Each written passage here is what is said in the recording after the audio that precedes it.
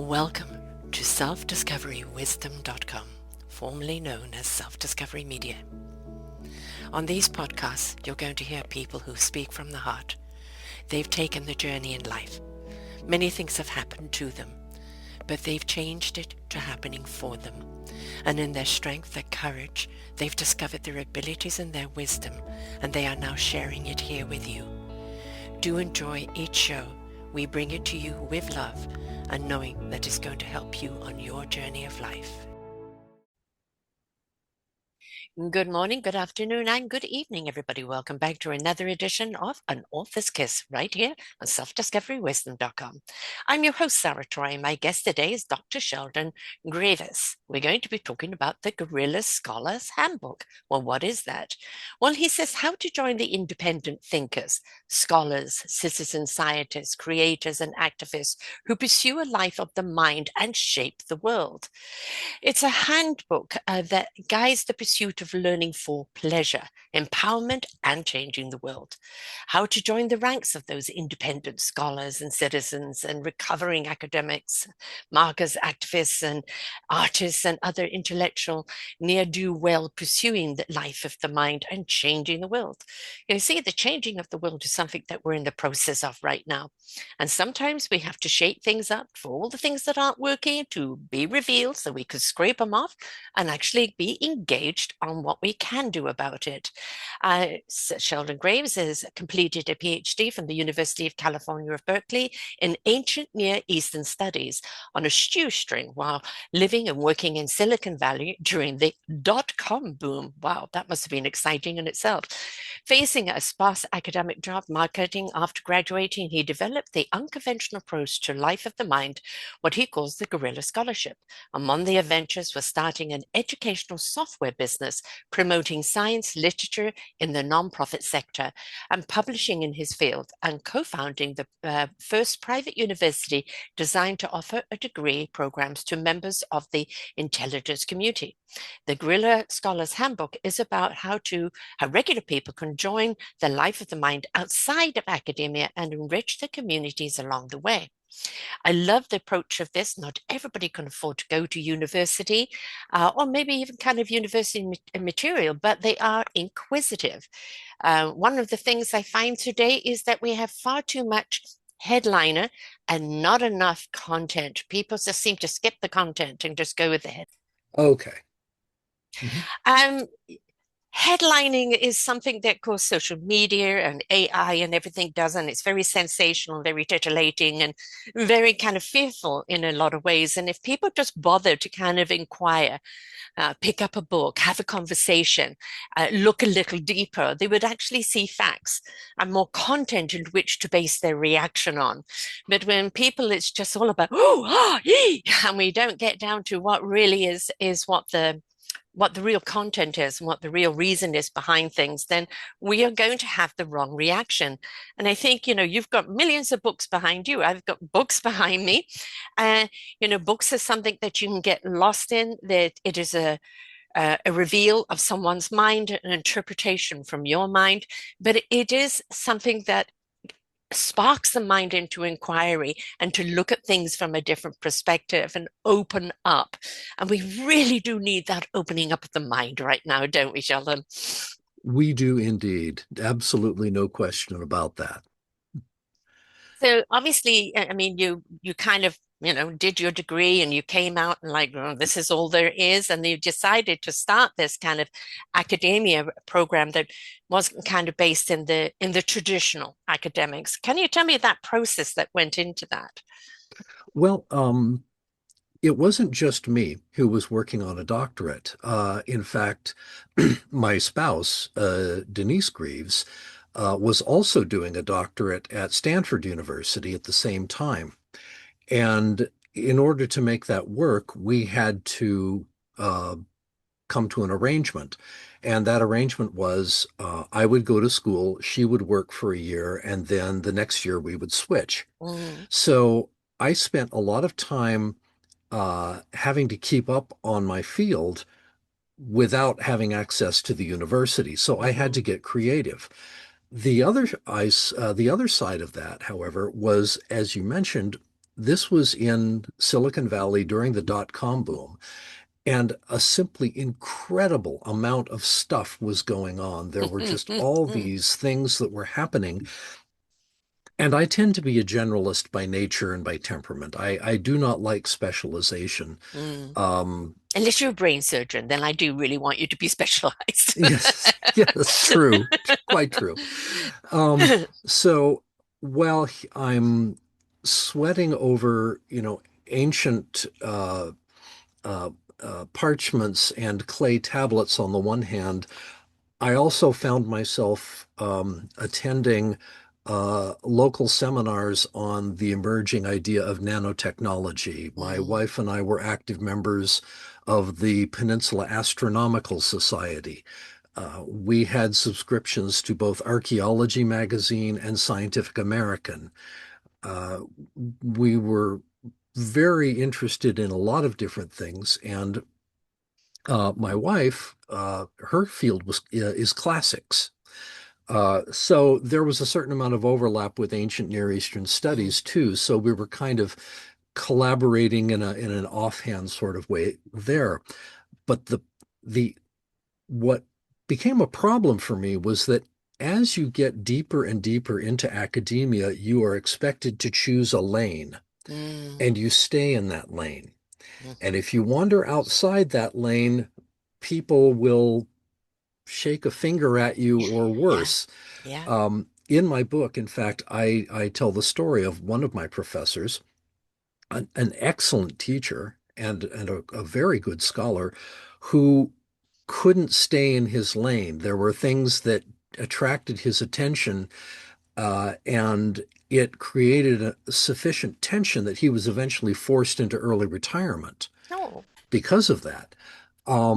It ended well for him. It turned out that this research that he had done ended up being a lot more significant than what would Mm, have, mm, come of what he was hired to do.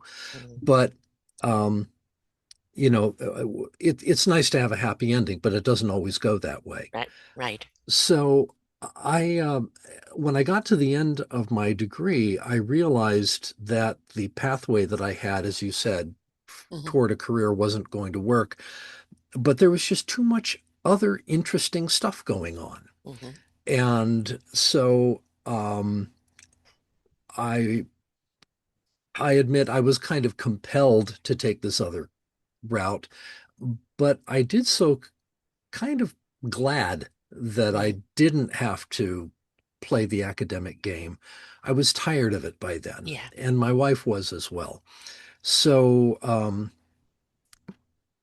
it was just one of those things where one thing kind of led to another, Yes. where opportunities turned up in the most bizarre ways. I mean, I would never have imagined, for example, that I would be um, co-founding a university for intelligence personnel. That really wasn't on my bingo card. But, you know, circumstances came together in a very strange way. And, if someone says to you, how would you like to co-found a university with me? Come on, what do you say other than, of course? Yes. But if I had been in academia and I had Yeah. gone to my tenure committee and said, hey, I want to Mm. help found a university for spies, what do you think they would have said? Ooh, I probably said, quite a no, lot. no, no, no, no, no, no, you can't do that. We won't, Exactly. So, and I would have been denied one of the most fascinating experiences of my life, Mhm. getting to rub shoulders with people in the intelligence, counterterrorism, and executive protection communities.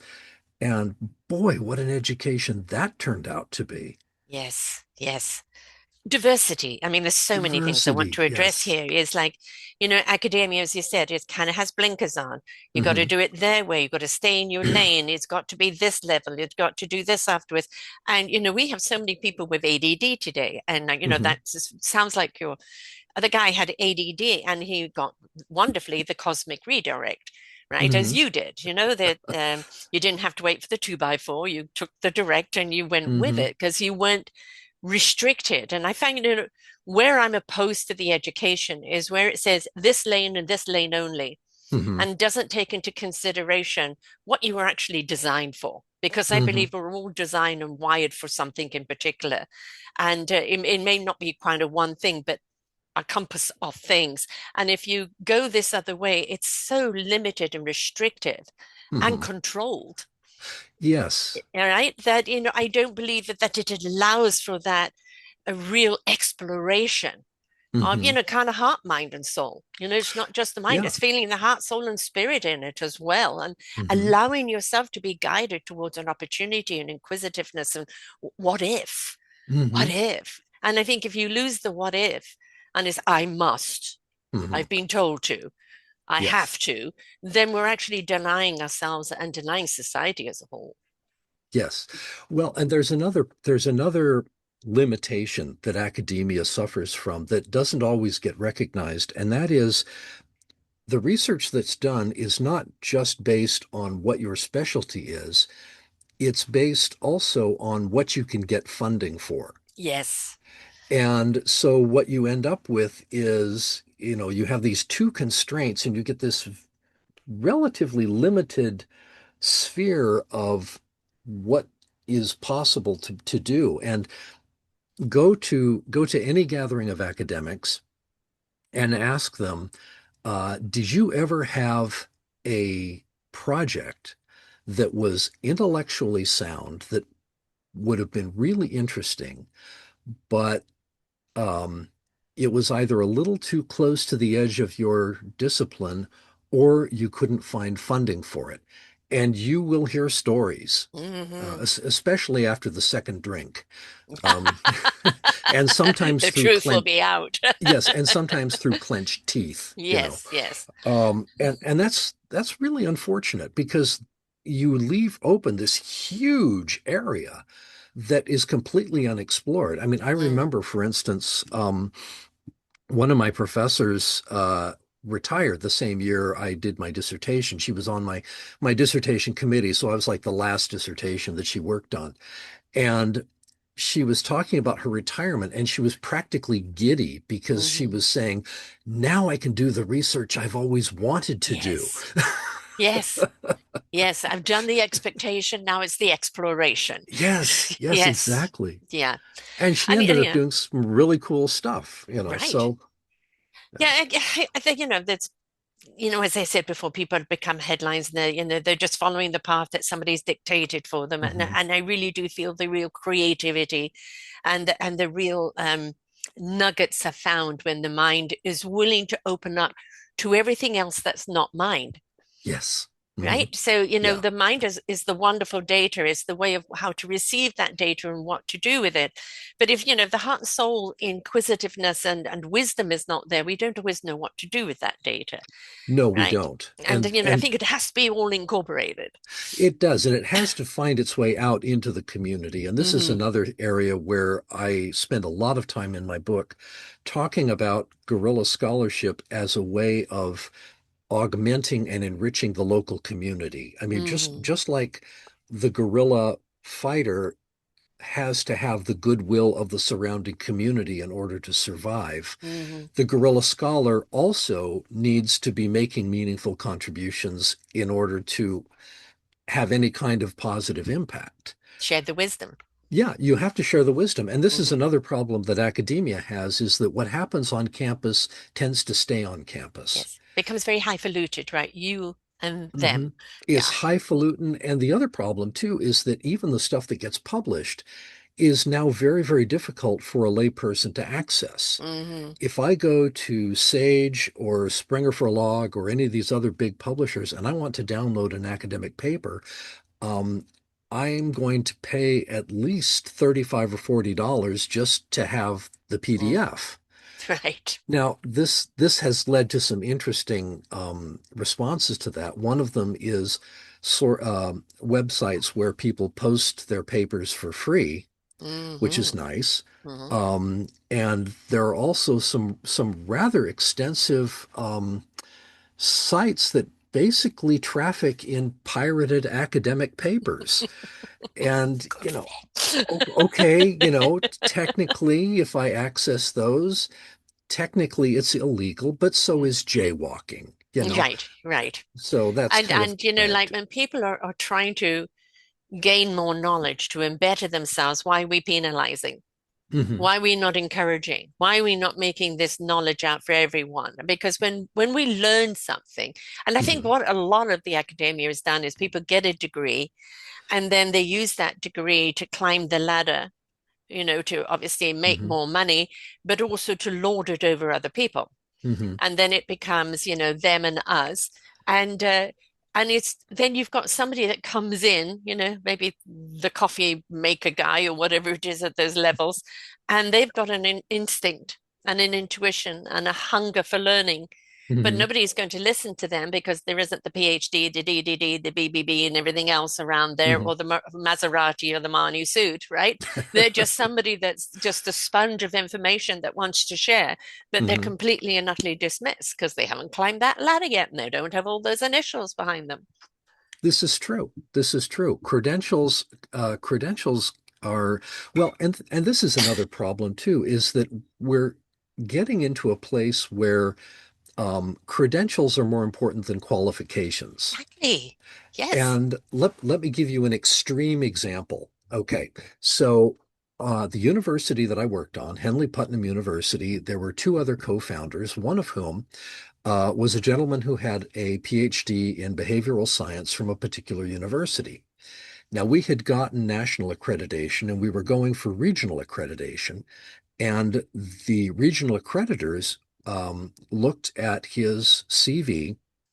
They decided they didn't like where he got his PhD, and they insisted that he be fired from his position as the president of the university. Why? Not only that, they declared that he was not qualified to teach his introductory course on executive protection, completely ignoring the fact that this gentleman was a 23-year veteran of the Secret Service and had protected four U.S. presidents. Excuse me? Excuse me? No, no, this is I'm sorry. This what is why I really get irked. I really do. You know, I will take somebody with experience over Hmm. with somebody with a piece of paper anytime. Right. Anytime. Right? And you are looking at those credentials. You know what it is? It's ego, Hmm. right? Completely ego. And Hmm. and we're more important than anybody else because we can only have the cream of the crop there. Over the experience of somebody that actually is really seeding Hmm. wisdom and knowledge and how to, it's just completely gone out of whack. Yeah, it's nuts. So, now this brings us back to outside of academia, Uh-huh. where I learned one of the things that set me on this path a long time ago was a book by a guy named Ronald Gross, and it came out in the late 80s. It was called The Independent Scholar's Handbook, and it Hmm. frankly changed my life because I encountered it early in my doctoral program. And he made a couple of very trenchant arguments. One was that anybody could do interesting intellectual work outside of academia. That was kind of the seed that got me going. Hmm.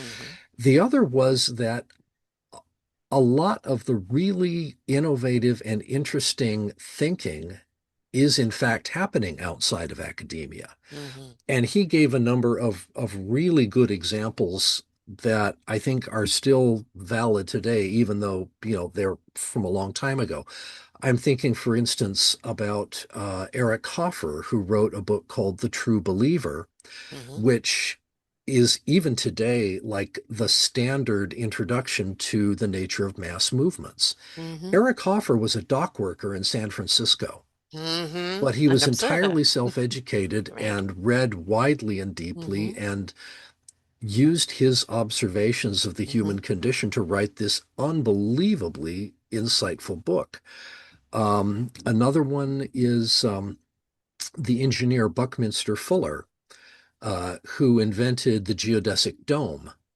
And he didn't have a degree. In fact, when he wanted to publish, he couldn't get published in academic journals because he didn't have a doctorate. Right. Hmm. So what he did as an alternative was he published by filing patents Ah, on what he did.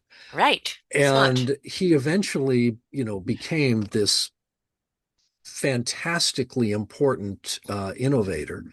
Another one is someone named Barbara Tuchman, who wrote a series of wonderful historical books on, she wrote a book on the origins of World War I called The Guns of August, that in fact, John F. Kennedy had just finished reading when the Cuban Missile Crisis broke Ah. out. And he Mm. credits that book with helping him understand how easily something like that could spin out of control and Exactly. turn into a conflagration. She also wrote a really good book on the 14th century in Europe, the plagues and all that, the Hundred Mm. Years' War. And she wrote another excellent book on the aftermath of the American Revolution.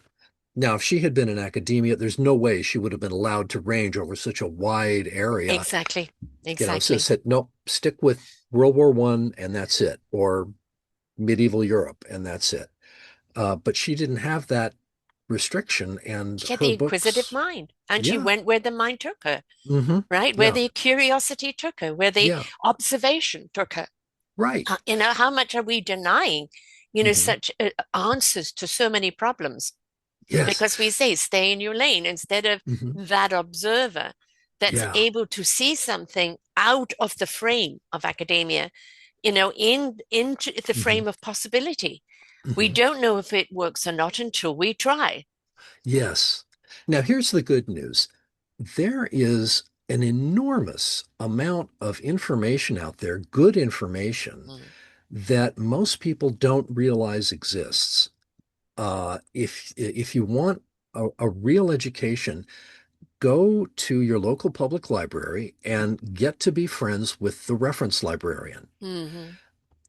Google is okay. It Yes. has a lot of good stuff in it, Hmm. but really it If you only know in what you're looking for, right? if you know what you're looking Right. for, and it's only indexed maybe 3 to 5% of the web at Hmm. best. Hmm. So there's a lot of stuff that it doesn't have, and there's a lot of stuff that it never will have because of copyright and all those Hmm. sorts of intellectual property protections. But it can also kind of make you lazy. So I tell Yes. a story in there, for instance, about this is back in 2011 during the Egyptian revolution when Hosni Mubarak was overthrown. There were two people who both used Google extensively. One just kind of generally, and the other one for his real estate business. And they both searched on the word Egypt.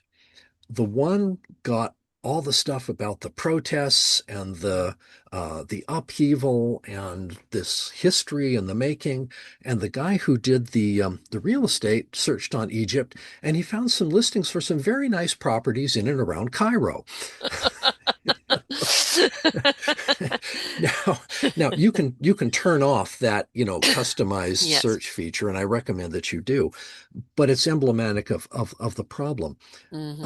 I did another exercise one time. I was running a seminar for local high school kids on about the intelligence business, and I was doing something on intelligence collection and analysis. And so I says, now I'm giving you an assignment. This is your intelligence requirement. The fate of the free world may depend on you finding the answer to this question, blah, blah, blah. We were having a good time with this. And I says, here's the question. Does the Kremlin have a swimming pool? And they kind of look at me funny. I says, go find out. Okay. So first thing is they go home to Google and they spend the night poring over satellite photos of the Kremlin, forgetting that Russia's climate really isn't conducive to outdoor swimming pools. These kids were from Northern California. I mean, Right. Yes. so, Everyone's in the right. same So they same weather come pattern. back. Yeah, they come back. Well, we didn't do so well. Okay, well, try again. Well, eventually, long story short, one of the kids finally broke out away from Google, which was the whole point of the Mm. exercise. He picked up the phone, called the Russian consulate in San Francisco, and he asked them. Do, do, do, do, do, do, do. Yeah, Hello. and I don't I think the answer was niet, but I really don't care whether that was No, the right answer or no, not. it was The the trick was to ingenuity. get Mm. them thinking in another direction. Now, if you go to your local public library, you can find out that there are resources that are just nobody knows about, Right. and they're there and they're useful. Here's another interesting one for people in the United States is the General Accounting Office, I believe that's it, that's who it is, keeps a list of experts that the government uses when they have a question about something. Hmm. And those experts are available for anyone to use. Aha, not just hoarded So, for themselves. and they have stuff on everything. I mean, Mm, if you want to know about um, salmon populations in Washington state or copyright laws in Zimbabwe, there is someone who knows mm, that material and can tell you about it. Now, given what's happened in the last, well, oh, maybe the last mostly of a year, a hmm. lot of those experts might not be there anymore. No, unfortunately, Uh, no, no. but there Well, is, it yeah, is very much become the headline and the dumbing down, not the yeah. smarting up. So, Yeah. Well, and this is another problem too, getting back to academia. In here in the United States, academia is frankly under siege. hmm. There is I don't know, for example, in Florida, there's this new law that was passed that is very restrictive on what teachers are allowed to teach in universities. Hmm. And the professors are kind of stuck. I mean, they don't know what to Yes, say to their class. They're yeah. afraid to talk. There have been these reviews insisted upon to get rid of um, DEI, which of course diversity Right. is the worst thing in the world. Yes. Oh my God. And literally hundreds of courses have been eliminated from Hmm. course catalogs. So, this is another problem too, is that learning at the university level is not only suffering from self-inflicted damage Hmm. from the university, there's also a great deal of external pressure as well. And I want to ask you from yeah. your recent studies of kind of ancient philosophy, etc. Mhm. We have seen certainly in the last century and a half a complete repeat pattern, right? What's happening right now. Hitler tried to do it. Russia's done it. China's Mhm. done it. Propaganda, propaganda, propaganda. Making everybody put on strings, puppeteering, and etc. And all about control, making people become humanoid droids, obey, do not think outside of the box, and God Mhm. help that you should act on it. And we've seen this over and over again, which eventually it puts everybody through an awful time, and then eventually, their knowledge breaks through.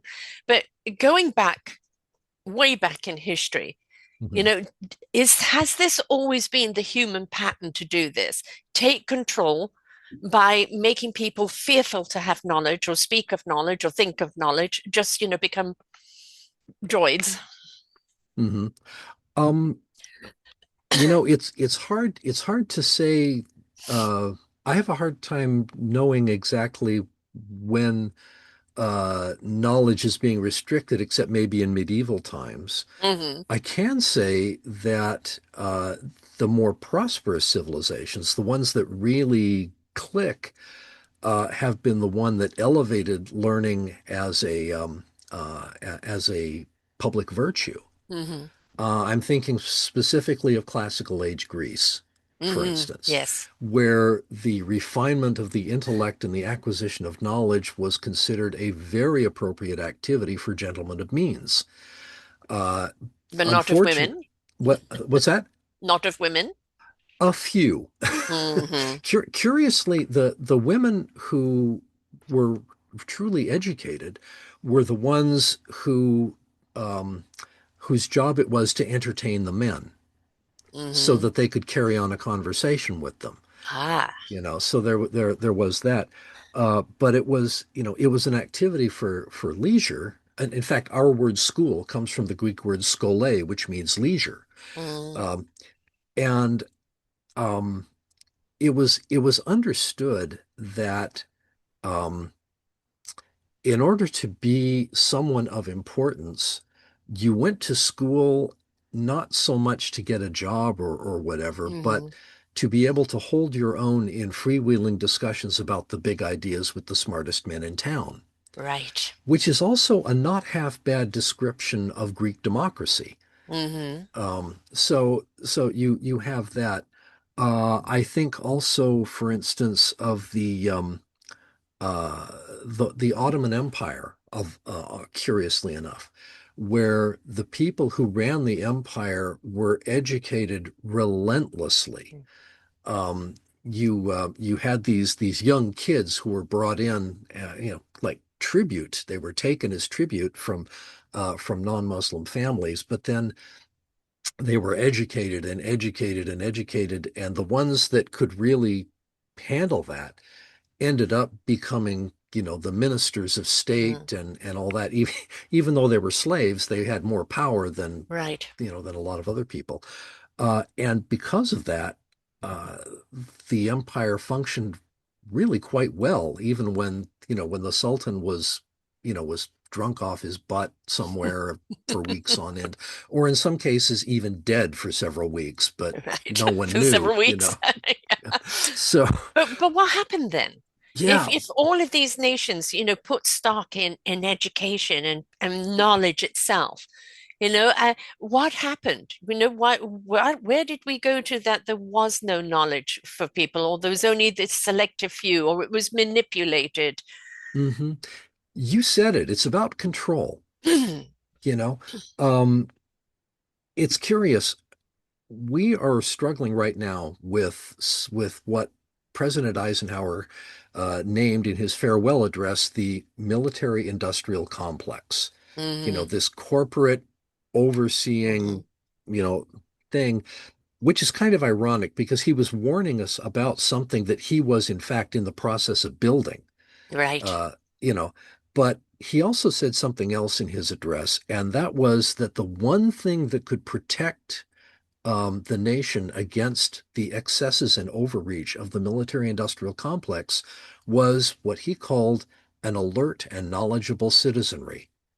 Mm. And Accountability. accountability has a Mm, great deal to do with that. In fact, mm, in 1958, the year I was born, he signed into law something called the Defense and Education Act, in which funding poured out like water, like an ever-flowing mm, stream for education, because he believed that, and a lot of others did too, that an educated populace was a matter of national security. mm-hmm. And so by the time I hit first grade, all those lovely, lovely tools were there waiting for me, and I just had Right. a ball. I went to Mm-hmm. town. But uh, the other side of that, of course, is that those elements of corporate and financial and Mm-hmm. controlling Manipulative. entities don't like that. Yes. And ever since I would say the early 70s, there's been this consistent pushback because when people start getting educated, they want to Start change the questioning. world. Yeah, Exactly. you Exactly. know, That is how you change the world. yeah, Right. so there was this, when Ronald Reagan was governor of California, his head of education made some statement about, you know, we are educating, we're going to have an educated proletariat, and that's dynamite. We can't do that. I mean, he openly says this. Uh, Ah, so, and what we're seeing now is kind of the acceleration of this. yes. Now, you also made the very important statement that eventually knowledge breaks through. Yes. And I actually have a chapter in the book The chapter is called Subversive Learning. I think it's the last chapter where I talk about how people have um, formed learning communities and Mm. carried on the ideals of the university even under terrible oppression, starting with the ad hoc universities that were formed by Allied prisoners of war in prison camps during World War Hmm. II. Hmm. They even got to the point where they had arrangements made with bodies back in the UK where they could sit for their exams while they were POWs. And so when they got back, they had a diploma Ingenuity. waiting for them, Hmm. things of that sort. But also, Is this uh, where it started happening in the prison system too? yes, you have Right. something like that as Yeah. well. There's also Poland when it was under Prussian domination in the late 19th century. Um, they restricted access to the university only to men and only to people that they liked. Hmm. So the Poles came up with this concept that they called the flying universities, and they called them that because they had to keep moving around to Hmm. stay one step ahead of the authorities. And they were very radical. They Hmm. actually admitted women, and one of the women who got her undergraduate education at a flying university, we know today as Marie Curie, Right. Hmm. and then under communism, they brought back the flying universities, and one of the students from that time period grew up to be Pope John Paul II. Uh-huh. So it's possible to Yes. do things like this even under very adverse conditions. I think if you have an acquisitive mind, Mhm. whether it's academia or not, it's like you are always questioning, you're always Mhm. seeing something. And I do an awful lot of shows on storytelling. A lot of Mm. people are doing storytelling in business now because it's more engaging.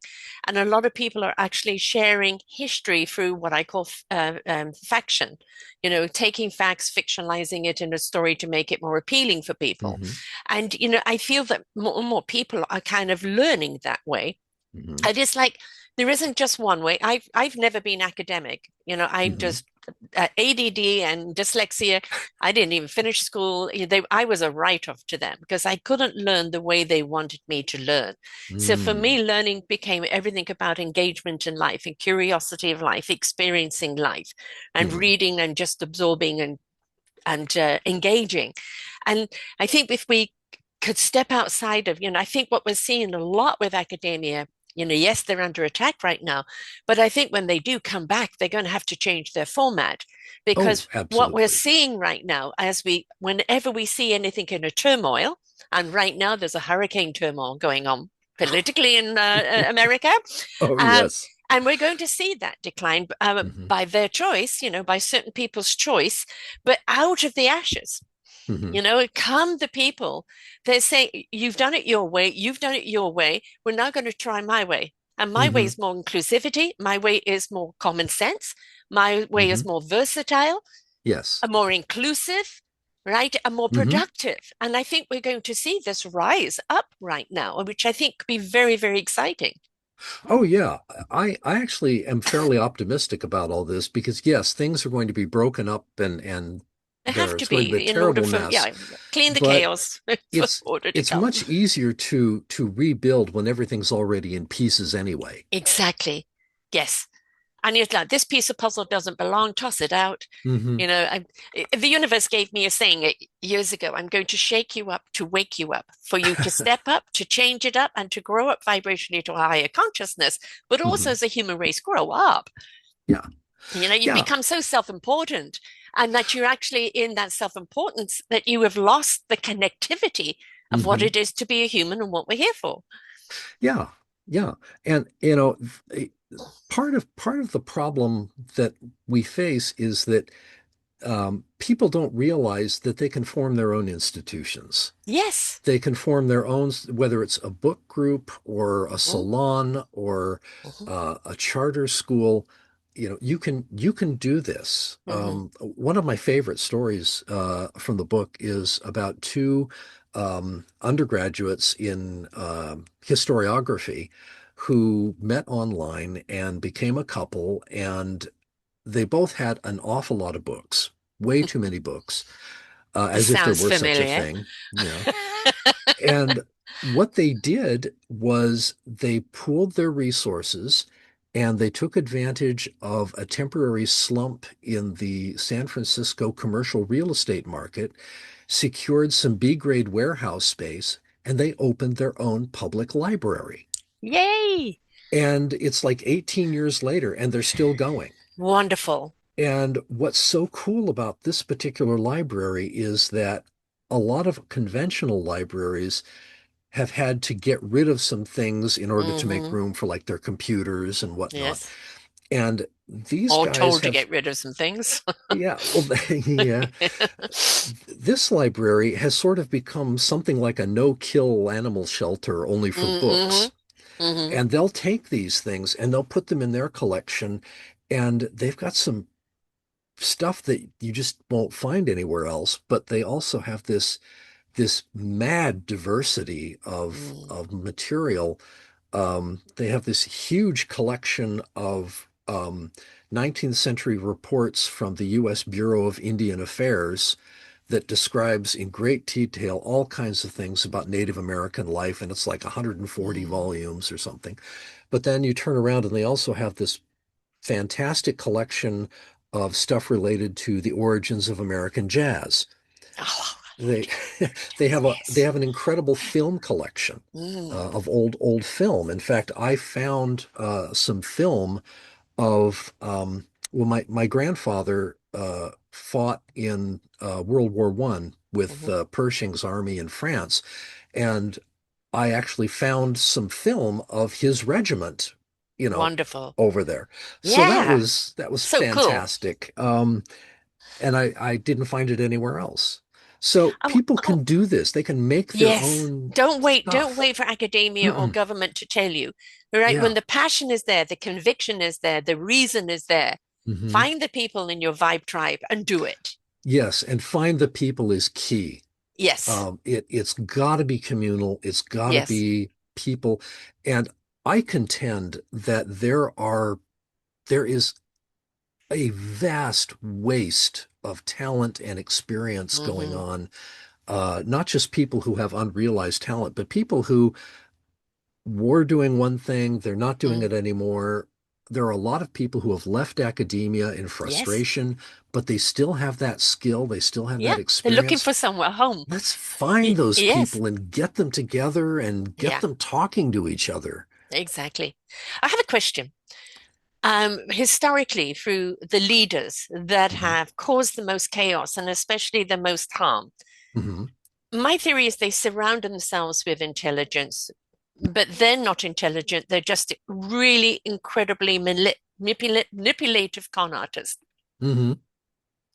Yes, I think that's very true. An authoritarian that you're Hmm. describing, they are going to surround themselves with people who have authoritarian tendencies, not so much as exerting authority, but in following it, Right. without any kind of And it's a lot of questioning. ego based, pump them up, make them feel important, and now Hmm. they'll do anything for you, as we're seeing evident at the moment. Yes. Oh, yes. My goodness. It's quite astounding, isn't it? It's mind melting. I know. It I know. truly It's is. like I kind of feel what we're needing right now is a revolution of common sense. Hmm. And I think, quite honestly, it's going to be women that roll up their sleeves and are going to do this. Enough of your little boy tantrums and Hmm. self-importance and ego driven and all of that. It's like the house is a mess. You're not cleaning it up. It's time for us to roll up our sleeves and get it done. And Yes. and not only get it done, but create a system where it's productive and creative for one and all. Hmm. Yeah. Yeah, A I different kind agree of, with you. intelligence, but with proactiveness. Yeah, and I'm kind of starting to see that happen, Yeah, yeah. around here. And it does seem to be the women who are Hmm. taking the lead, who No are talking nonsense. sense, who are kind of chewing things over and coming up with ideas and they seem to be able to cut through the fog better than Yeah. most. I feel they kind of stepped into mama mode, but many of them are not mothers.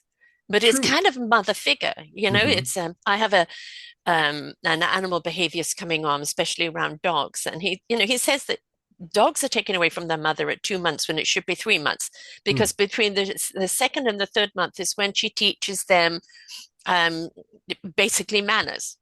Right. Oh, And she uh-huh. said, you don't come at a dog from the head because that is dominance. You Hmm. come underneath because what does a mother do? She goes under the chin, kind of licks under Yes. the chin. You say, you go Hmm. under the chin, and that's nurturing, makes it feel safe. Well, I Hmm. kind of feeling that's a kind of a metaphor for where we're at right now. We need to Yeah. approach people not from high above, yelling at them down, but coming from underneath to lift them up by making Yeah. them feel safe. Hmm. Yeah, I think that's true. People don't feel safe right now. No, definitely not. I mean, I'm in a probably well, we're probably in a better position than many, but I don't feel safe, Yes. not in the least. Yes, Uh, and you've kind of it's gone very Gestapo, but you know that the thing that's different today is Russia put its curtailing of what could go out, hmm. TV, internet, and everything else. It did that. It was already a communist country when internet and everything came in, so they could do that.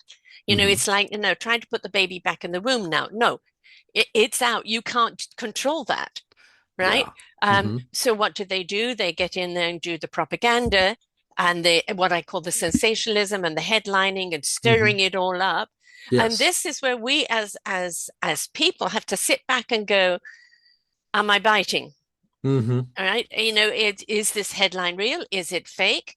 Where do I go that is a trusted avenue of truth to find out whether this is actually real or not, Oh, or yeah. relevant? And that this is where I kind of call the accountability. Hmm. It's like, do your research, Hmm. right? Don't assume. Don't buy Yes. what's just being dished out to you, right? Hmm. There are plenty of really good people out there online, that Hmm. have been public figures. They do their research, they back it up, they've got integrity, Yeah. right? Who are they? Follow them and find out if these facts are real or not. Because the puppeteer up there at the present moment is purely using sensationalism and Hmm. misinformation. In fact, there isn't one single thing that comes out of their mouth that could be backed as truth. Not one, right? Correct. Yeah. So, we've got to stop buying the Kool-Aid and say, Hmm. okay, right now it's time to take accountability ourselves as to what we need to know. Hmm. And not only what we need to know what is true, but how to be proactive in the solution to putting Hmm. things right. Yes, and I have an entire chapter on disinformation in the book about Excellent. that very topic. And to be honest, I started working on this book over 20 years ago. Mm-hmm. Just the idea of it. It never occurred to Occurred. me that I would have to include a chapter like that Yes. when I got started, but here we are. And unfortunately, how normalized it has become. Hmm.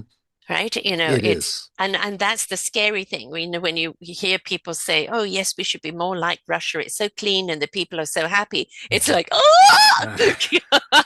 No. And it's like, those are what I call the humanoids. They don't think for Hmm. themselves. They're pointing finger, Hmm. everybody else's fault. There's three pointing back at them, no accountability, you Hmm. know, um, and just no inquisitivity and everything else. And it's just, um, I do believe I put out a book last year called Our Forgotten Children, which is an anthology around the raising of our children and what we need to see differently. And Hmm. it's an awareness. It's people who are nurses or deal with people with autism or being teachers or people that are doing something to change the way we raise our children. And I Hmm. always believe that when you're aware, you begin to understand. When you understand, you care. And when you care, you do something about it, but you Hmm. can't be unaware. Yeah. And that's where it starts. Mm-hmm. That's where it starts. That's the gift of curiosity, is that it Yes, it gives you that pathway into awareness. And as like was said before, you can't learn about the world, you can't become aware of things without wanting to tweak things a little bit. exactly.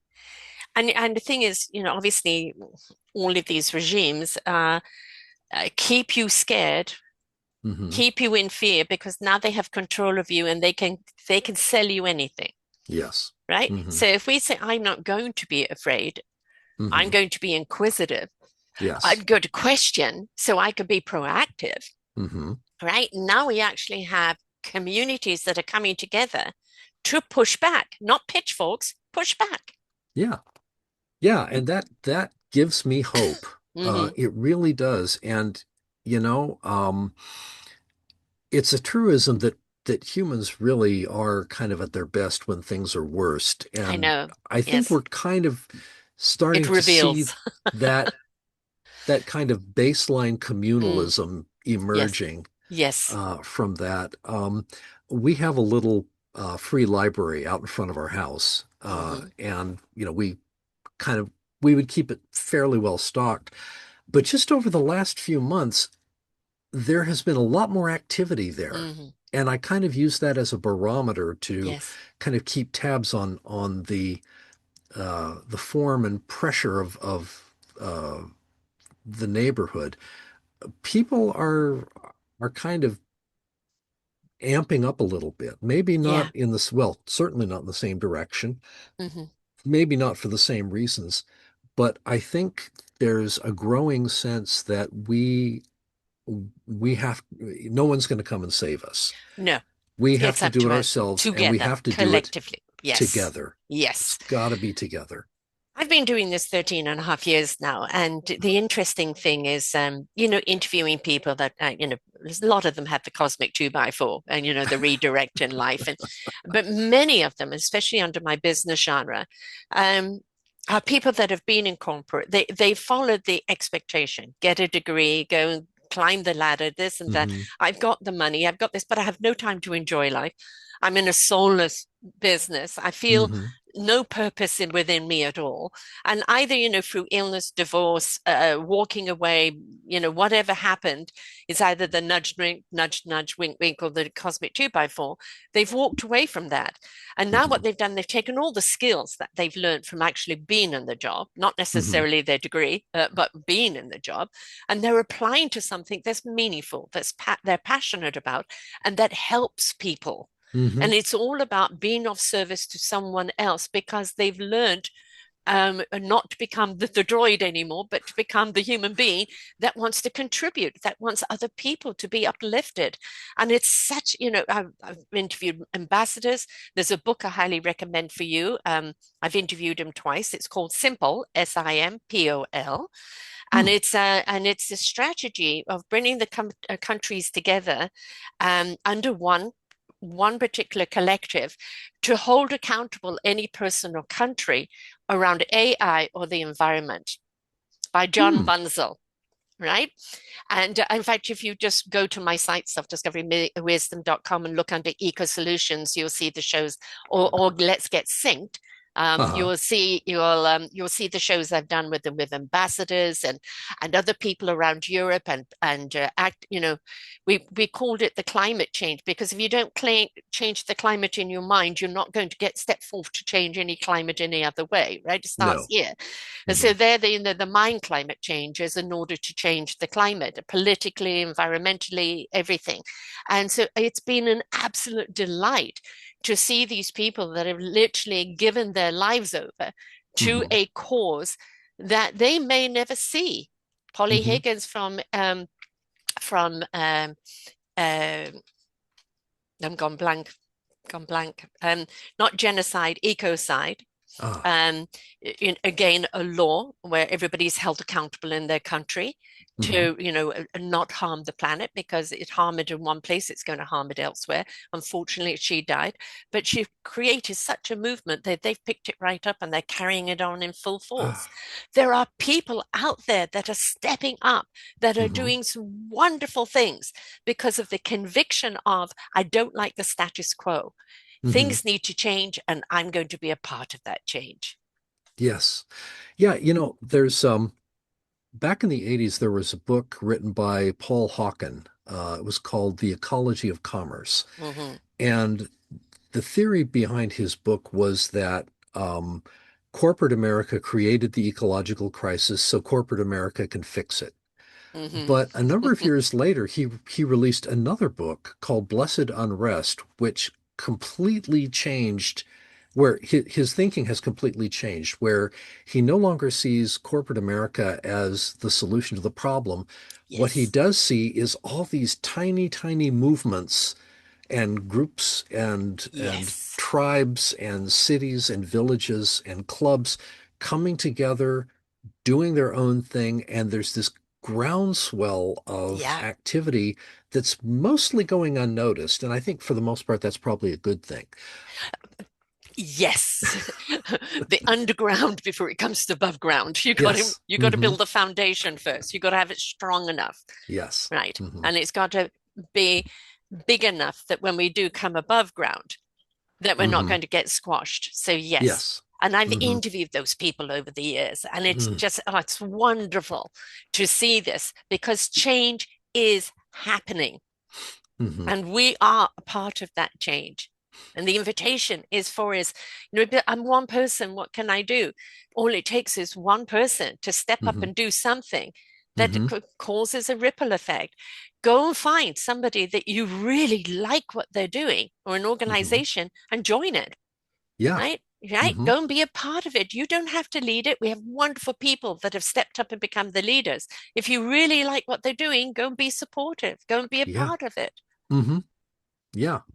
Yeah. It might require a little bit of humility, but that's okay. Yes. That's Yes, fine. If they need someone to carry water, I'll carry water. exactly. Exactly. And I think this is, kind of another thing that's kind of happened is that we've become very egotistical and Hmm. very narcissistic in that ego.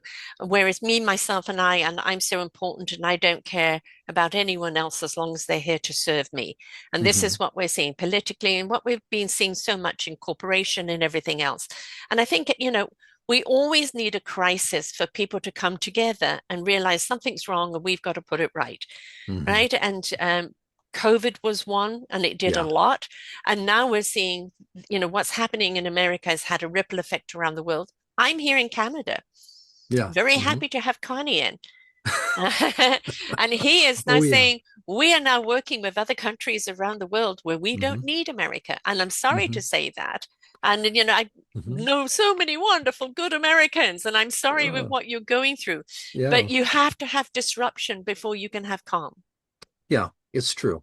It really is. And in a way, I'm fine with that as long as it doesn't get too crazy. Uh, Have you my seen the wife, movie Civil War? oh, sorry. The movie Civil War? Yes. Uh-huh. Yeah, That would be a we bit don't want to much. get there. We don't want to go there. No. My wife and I were in the Bay Area when they had the Loma Prieta earthquake. Hmm. That was a pretty serious affair. But what Yes. was so interesting to me was how, in the wake of that seismic event, Hmm. um, class distinctions vanished.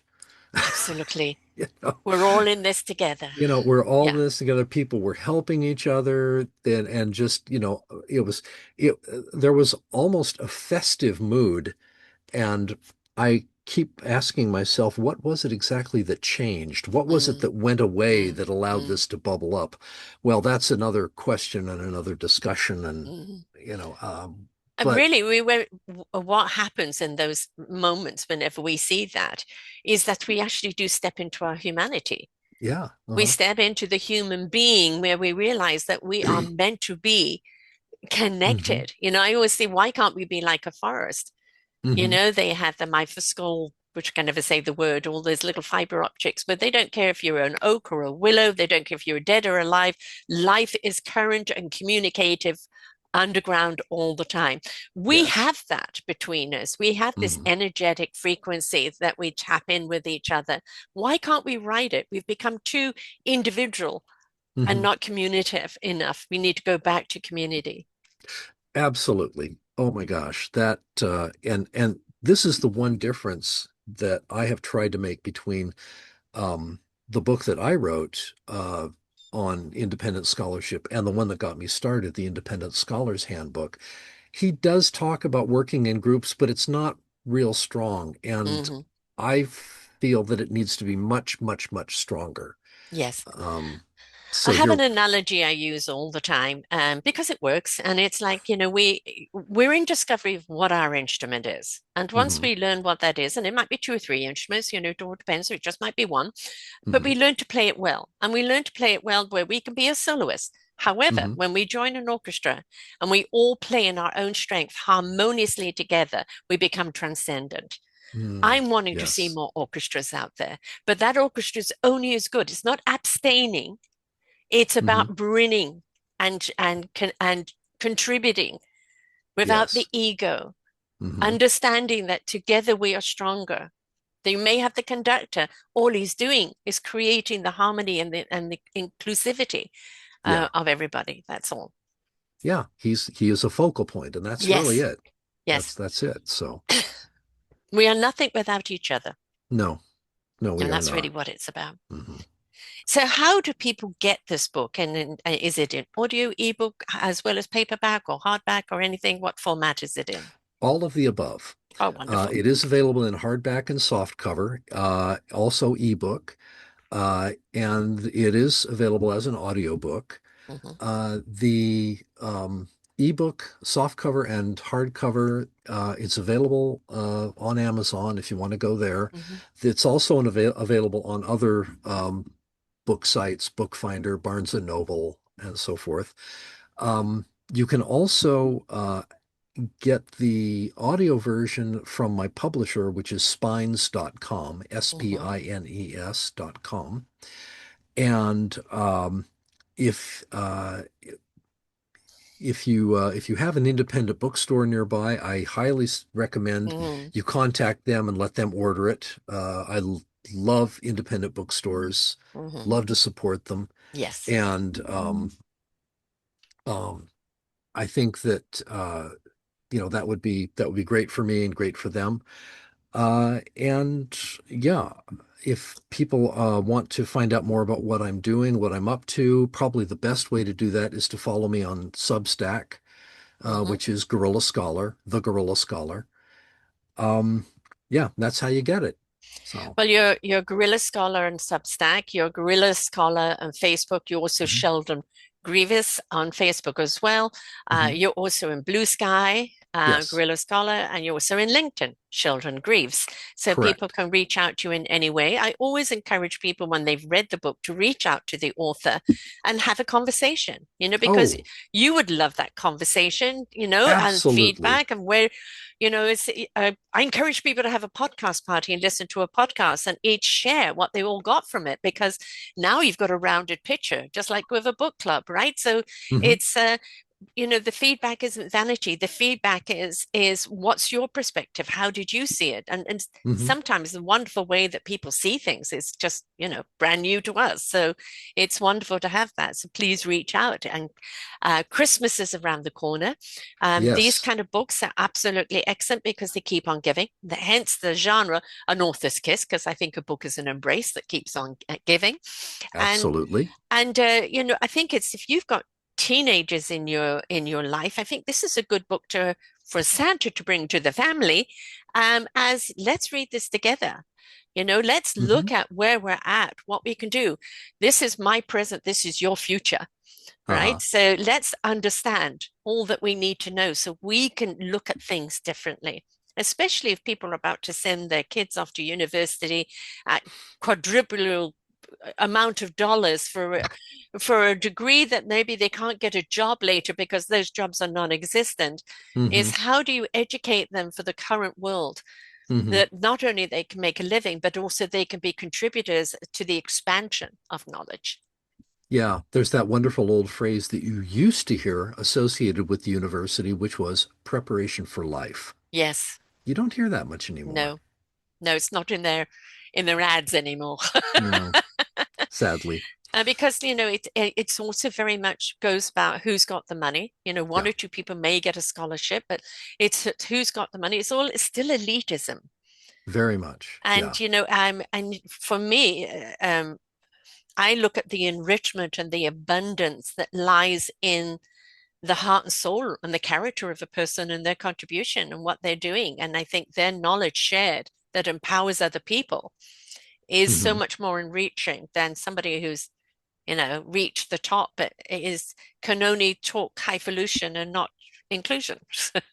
Yeah, and I actually say, that I am an elitist in the Mhm. sense that I believe that we need elite thinkers in every Yes, corner and at every level of society. We need people who can think, yes. whether they're flipping burgers or running a corporation. Exactly. The thing is we need the people who have that beautiful expansion of knowledge, but feel free to contribute it and are respected for what they are contributing, and not you don't have the title, you didn't come from the right university, you don't have the right background, as being a barrier to their contribution, Hmm. Yeah. which is important. You want to show your book up? Yes, this is the book backwards, unfortunately. No, we're seeing it straight here, so don't Oh, worry. good, good, good. So, The Okay. Guerrilla's Scholars Handbook by Sheldon Greaves, which Hmm. is Greaves, folks. That's right. Go and order it from your bookstore or get it from any of the other book areas. Remember, makes a great Christmas gift. A great thing to have a conversation in your book club, right? We need Yes. to understand what intelligence is, what knowledge is, what Hmm. wisdom is, how to use it, whom to use it for, how to invite other people to be a part of it.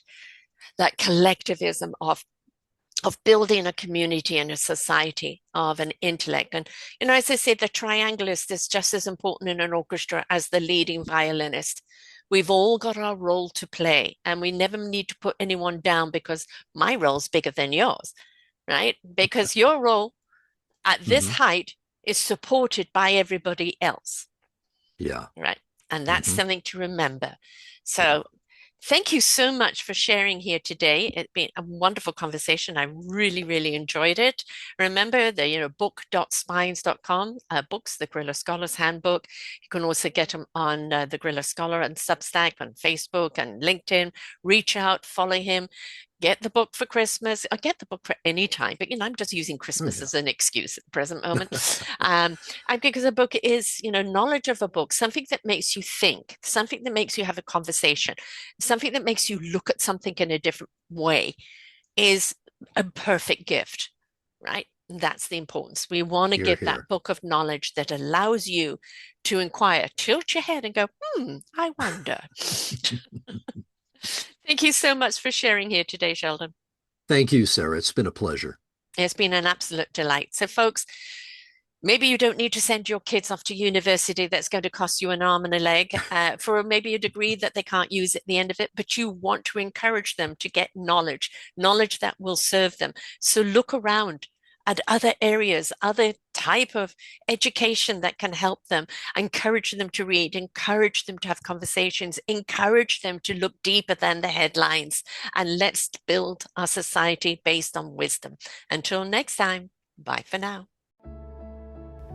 We hope that you enjoyed the show. There are so many more for you here on selfdiscoverywisdom.com. Just go to the podcast tag at the top there and you will see all the many genres and all 3,000 shows ready for your listening. We are here to serve you, to help you on your journey of life, and we know that through inspiration it begets invitation. We are supported by you, the listeners, and those that we interview. Anything that you can spare us in donation would be greatly accepted, and we do hope that you enjoy the next show.